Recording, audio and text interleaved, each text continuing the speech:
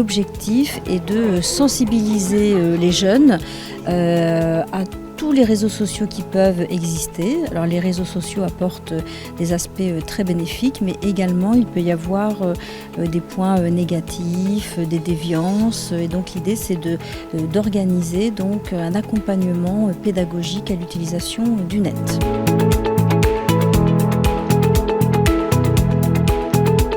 La caisse d'allocation familiale est vraiment partie prenante de ce dispositif puisque, si on revient à la genèse en fait, c'est un dispositif qui est né en Suède et qui a très rapidement intéressé la Caisse nationale des allocations familiales et qui a souhaité de fait tester ce qu'était le promeneur du net autour de 4 CAF au départ.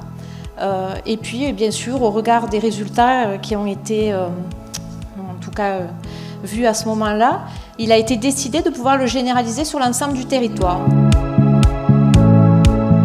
Aujourd'hui, c'est principalement sur Facebook, sur Instagram, qu'on retrouve les promeneurs du net. Dans l'Aude, c'est plus de 1000 abonnés, c'est plus de 800 publications vérifiées pour montrer qu'on est là, et ça peut surprendre effectivement de retrouver les institutions, l'État, la CAF, la MSA, le département sur ce type de réseau. Ça peut rassurer les jeunes, en tout cas ça rassure les parents. Ça les rassure parce qu'ils sont à visage découvert et ils vérifient l'information.